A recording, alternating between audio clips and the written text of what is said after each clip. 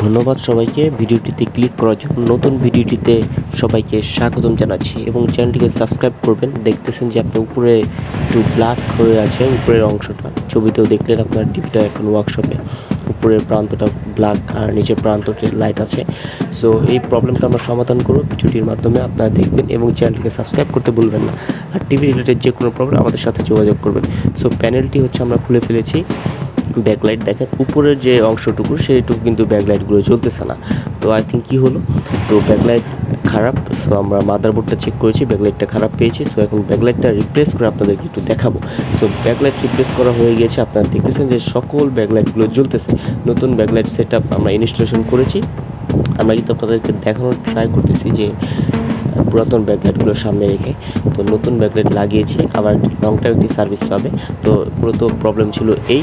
আপনার TV related যে কোনো প্রবলেমের জন্য আমাদের সাথে যোগাযোগ করুন। ধন্যবাদ সবাইকে, চ্যানেলটি সাবস্ক্রাইব করতে ভুলবেন না।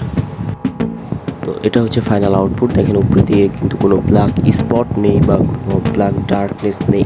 সো এই ছিল প্রবলেম, ভিডিওটির মাধ্যমে আপনাদের সামনে তুলে ধরলাম। ব্যাকলাইটগুলো খারাপ ছিল, সো আমরা এটাই হচ্ছে পেয়েছি।